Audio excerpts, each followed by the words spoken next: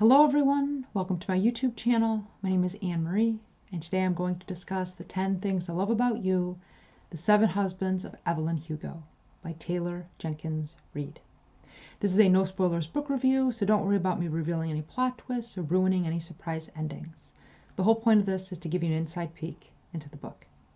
The 7 Husbands of Evelyn Hugo is classified as women's divorce fiction. This is Tinseltown drama spanning from the 1950s throughout Evelyn Hugo's career as a glamorous movie icon in Hollywood. She is a fictional character who was married, you guessed it, 7 times. But there's more to the story than that.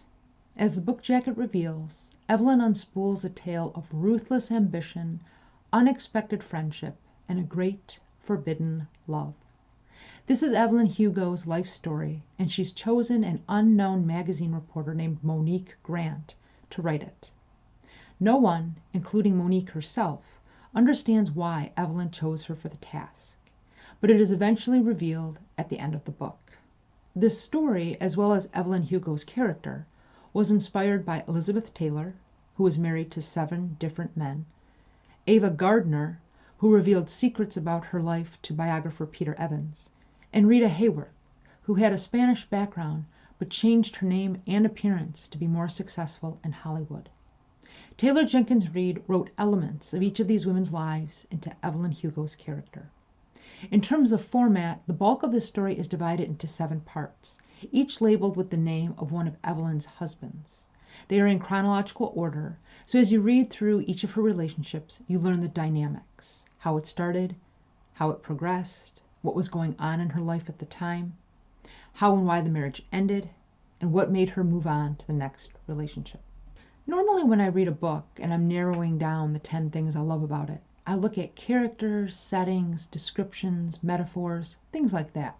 But in this case, what really jumped out at me was the advice Evelyn Hugo gave to Monique Grant throughout the story.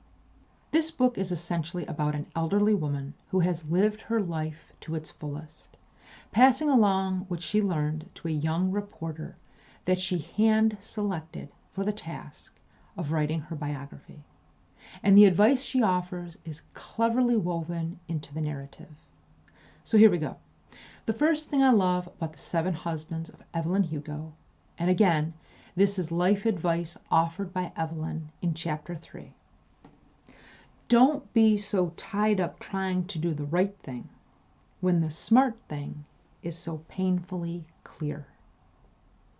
Evelyn says this to Monique at the beginning of the story, when Monique is hemming and hawing about whether to take the job of writing Evelyn's biography.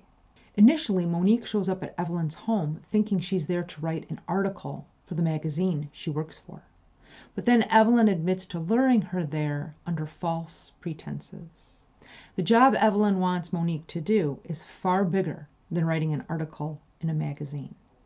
However, Monique hesitates about taking this job because she feels a sense of loyalty and obligation to the magazine she works for. This is when Evelyn tells her, don't be so tied up trying to do the right thing when the smart thing is so painfully clear. In this case, Evelyn is telling Monique, forget about the magazine. This opportunity is going to net you a far greater income than writing an article and giving it to your employer.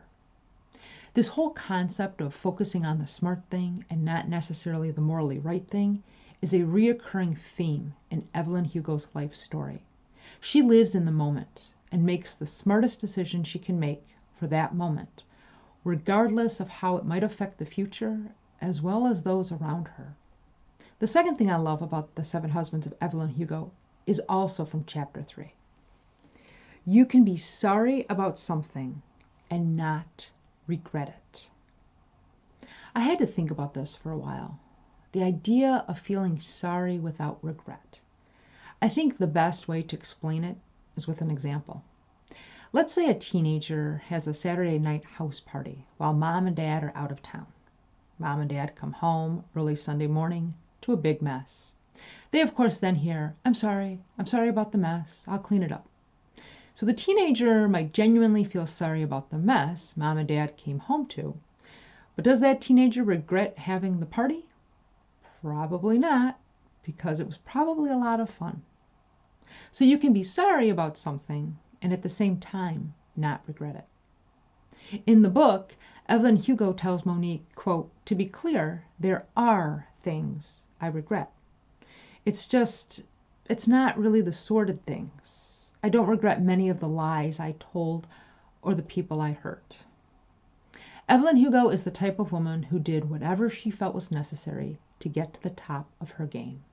Throughout her life, she was an ambitious go-getter who stopped at nothing to get what she wanted from life. Ruthless would be a good way to describe her character. This leads directly to the third thing I love about the book, found in chapter 4. When you're given an opportunity to change your life, be ready to do whatever it takes to make it happen. The world doesn't give things. You take things. When Evelyn tells Monique this, she then goes on to say, "If you learn one thing from me, it should probably be that." That's how important this concept is to Evelyn Hugo. That's how she lived her life.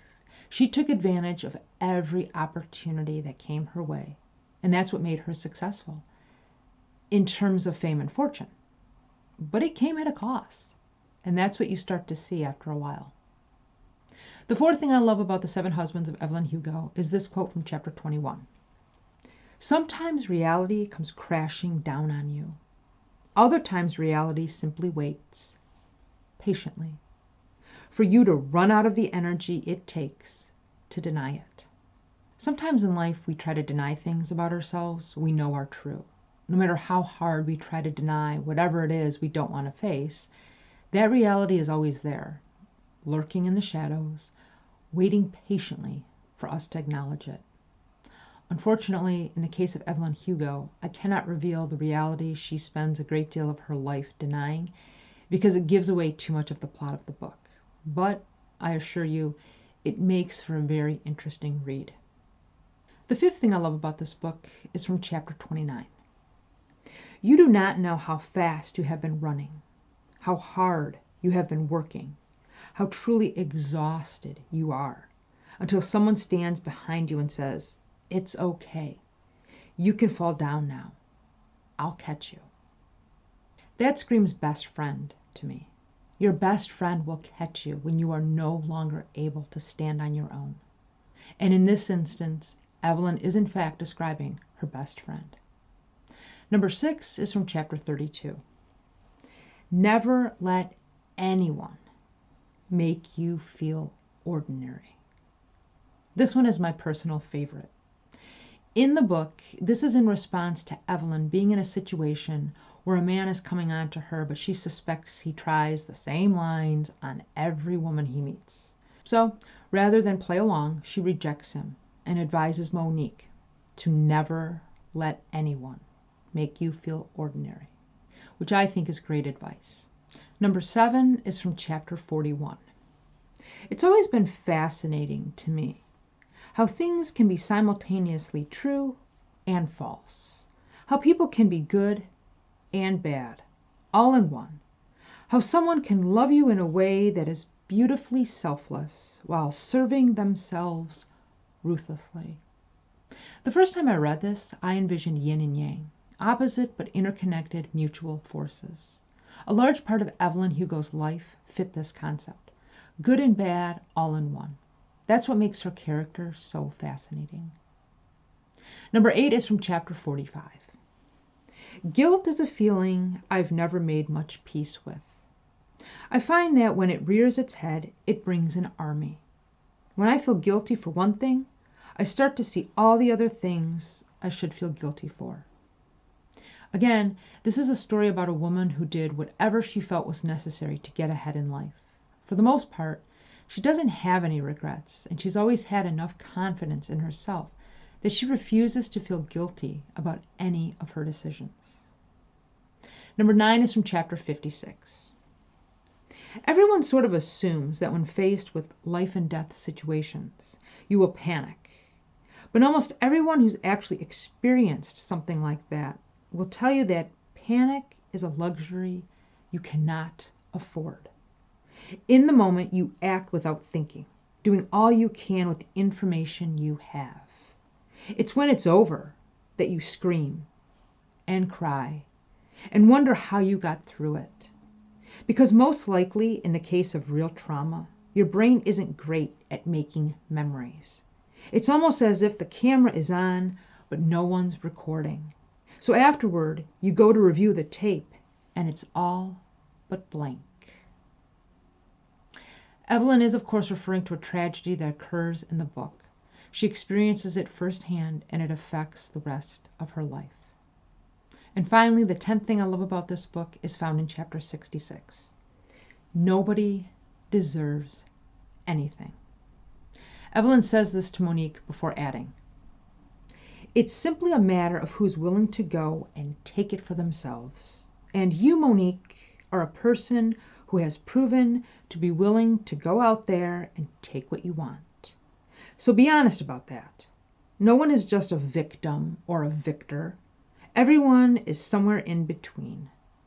People who go around casting themselves as one or the other are not only kidding themselves, but they are also painfully unoriginal."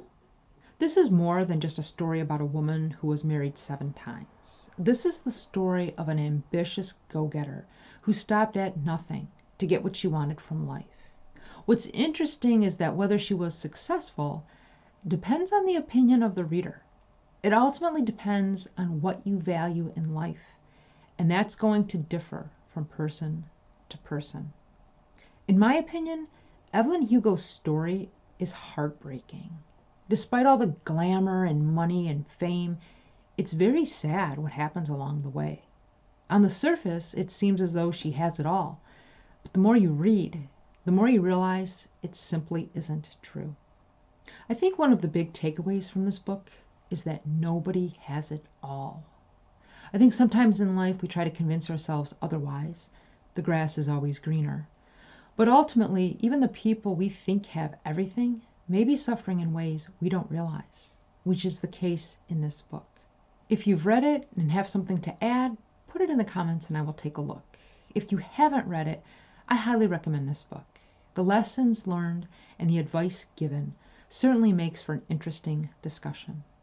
Until next time, take care, be well, and happy reading.